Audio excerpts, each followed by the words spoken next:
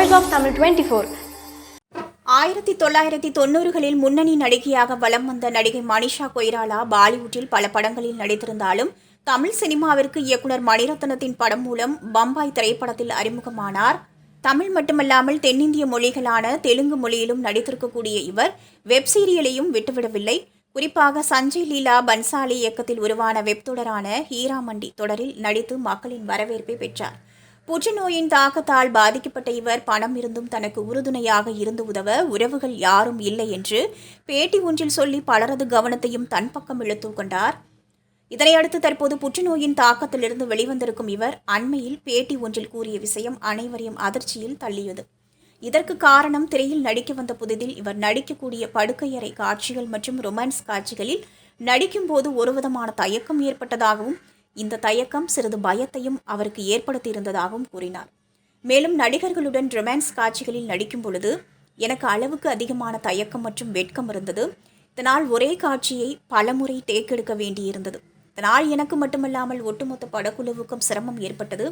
அத்துடன் படுக்கையறை காட்சியில் நடிப்பது என்னவோ ஒரு அலாதியான மகிழ்ச்சியான விஷயம் என்று காட்சிகளை பார்க்கும்போது உங்களுக்கு தெரியலாம். ஆனால் சுற்றி 20 பேரை வைத்துக்கொண்டு ஒரு நடிகருடன் ரொமான்ஸ் காட்சிகளில் ஈடுபடும் போது எவ்வளவு தர்மசங்கடமான சூழ்நிலையாக 2 நடிகர்களுக்கும் இருக்கும் என்பதையும் அதையும் தாண்டி இருவரும் எந்த ஒரு மோசமான முக பாவனத்தையும் காட்டாமல் அந்த காட்சியை சிறப்பாக நடித்து முடிக்க வேண்டும் என்பதையும் யோசித்து பார்த்தால் உண்மை என்ன என்பது உங்களுக்கு தெரிந்துவிடும்.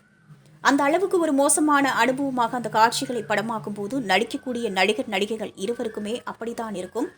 அப்படிப்பட்ட காட்சிகளில் பயத்தை விடுத்து நடிக்க என்ன வழி என்று யோசித்த போது நண்பர்களின் அறிவுரையின்படி சிறிதளவு மதுவினை அருந்தி நடித்த போது அந்த பயமும் கூச்சமும் எனக்கு ஏற்படவில்லை என சொன்னார். அப்படியான நேரத்தில் அந்த தயக்கம் வெட்கம் ஆகியவற்றை போக்குவதற்காக குடிக்க ஆரம்பித்தேன். குடித்தால்தான் படுக்கையில் ரொமான்ஸ் காட்சிகளை செய்ய முடியும் என்ற சூழ்நிலைக்கு அழைத்து செல்லப்பட்டேன். இந்த பழக்கம் அப்படியே அதிகரித்து நாள்தோறும் குடிப்பதற்கு ஆரம்பித்து விட்டேன். அதன் பயனாக புற்றுநோயால் பாதிக்கப்பட்டேன். அதிலிருந்து போராடி மீண்டெழுந்த போது எந்த ஒரு தீய பழக்கமும் இல்லாமல் இன்று வாழ்ந்து கொண்டிருக்கிறேன். இதை சொல்வதற்கு எனக்கு தயக்கம் கிடையாது. ஏனென்றால் சாதாரணமாக ஆரம்பிக்கக்கூடிய தீய பழக்கங்கள் உங்களுடைய மோசமான எதிர்காலத்திற்கான வழி என்பதை அனைவரும் புரிந்து கொள்ள வேண்டும் என்பதற்காகத்தான் நான் கூறுகிறேன்.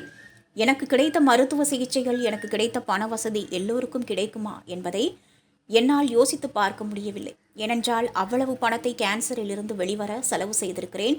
இது யாரும் நினைத்து கூட பார்க்க முடியாத விஷயம். எனவே போதை பழக்கங்கள், உடலுக்கு கேடு விளைவிக்கக்கூடிய தீய பழக்க வழக்கங்களிலிருந்து நம்மை நாம் விடுவித்துக் கொள்ள வேண்டும் என்று பேசியிருக்கிறார் நடிகை மனிஷா கொய்ராலா.